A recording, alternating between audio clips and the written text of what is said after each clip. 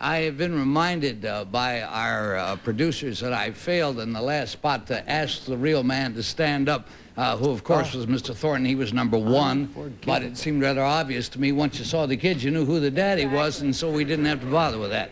So now we come to something a little out of our ordinary line. Normally at this time in the show, you know, we'd have another game.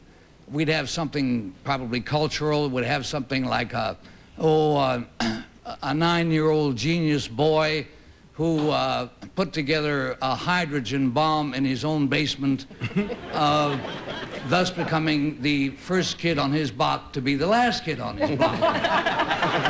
That, you know, one of those... Don't worry, friends, because it goes downhill from here.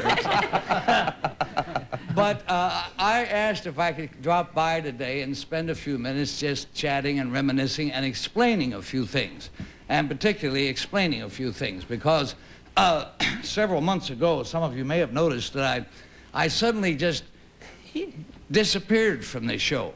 Totally, I just disappeared off the screen, and it caused some confusion.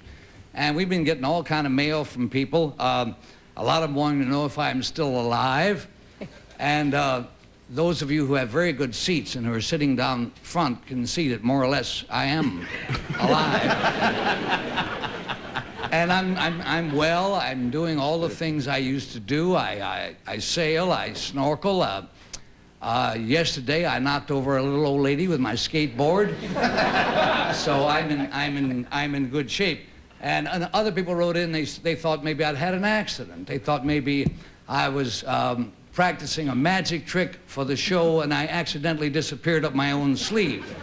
So, and the worst thing, and this is true, we did get quite a bit of mail from some of my ex-drinking buddies who wanted to know if I'd gone back to my old hobby.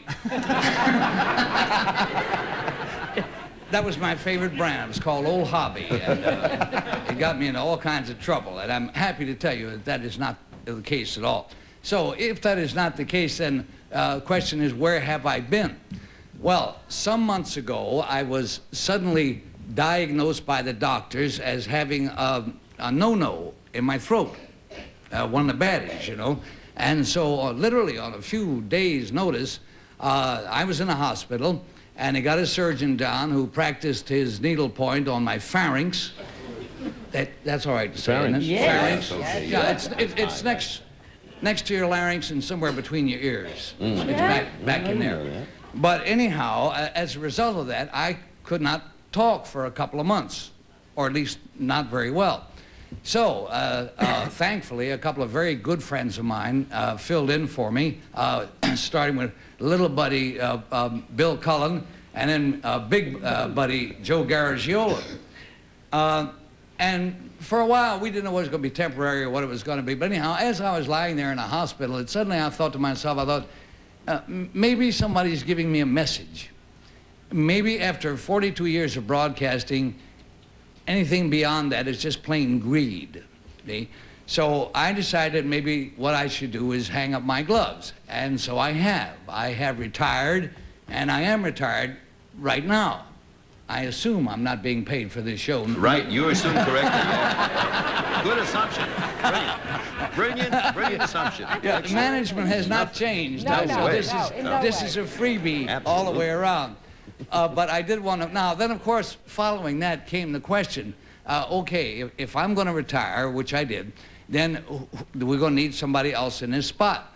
So they decided that the fairest thing to do was to toss for it. So they had a big conference over at Goodson Todman, and they all got together and they did what they've wanted to do for a long time. They flipped Mark Goodson, and he came down heads, and Joe Garagiola lost, and so Joe had to take the job as the new permanent MC of this show.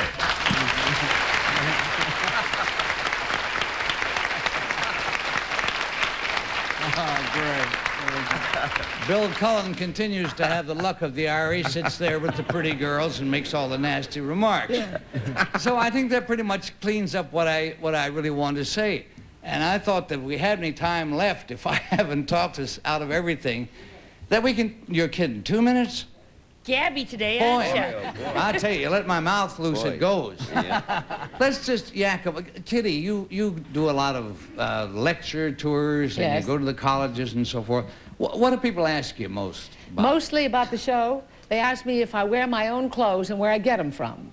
And I tell them that I get them from, A, my friends, because I have a collapsible figure. I can wear anything I want to get into. And also, I keep my clothes forever. And therefore, I wear a lot of old clothes. Now, Clothes everybody I've says had. they've never seen you wear the same dress twice. Well, That is not yeah, true. well, they say that, but I do. When you came out today, Joe Dixon, our stage manager, said you look like a naked crow.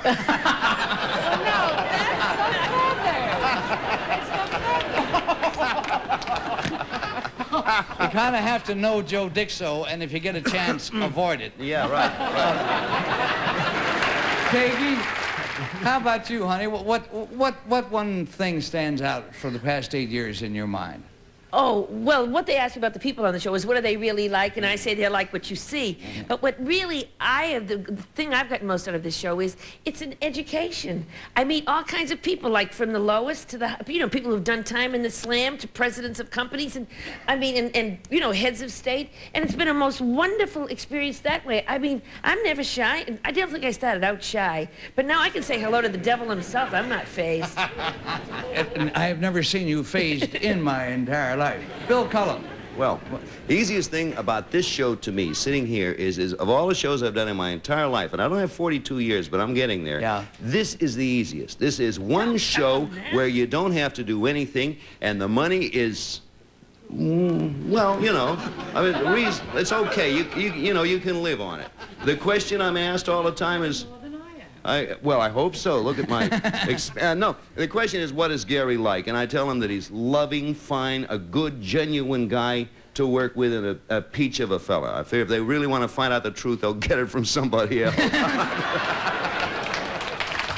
knew that wasn't going to be straight.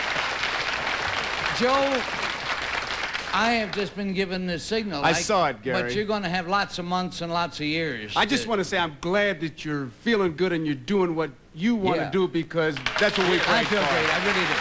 I really do. I feel fine. Thank you. We will be back for a more or less official farewell in just a couple of minutes here.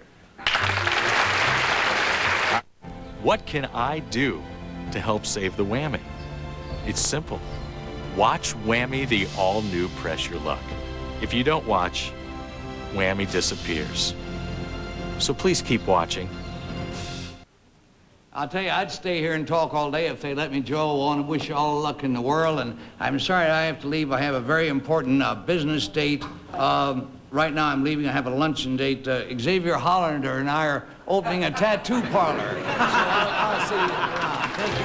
In addition to the cash awards, our contestants today will receive fashion jewelry from Sarah Coventry, who has jewelry for every occasion. See the jewelry with fashion know-how, the Sarah Coventry Home Fashion Show, and Turtle Wax Super Hard Shell Car Wax Kit with high-speed applicator, a fluid formula that cleans, waxes, and seals in the shine from Turtle Wax. These are your friends. The jury has found you guilty on all charges. But you have an honest face. Case dismissed. Excuse me. I think you dropped this $100 bill. These are your foes. I'll keep a real close eye on your boyfriend while you're gone. I wish I could come down on the price, but we're going to have to order that part from Tunisia. Friend or foe? It pays to know. Friend or Foe, weeknights at 10:30 p.m. Eastern, only on Game Show Network.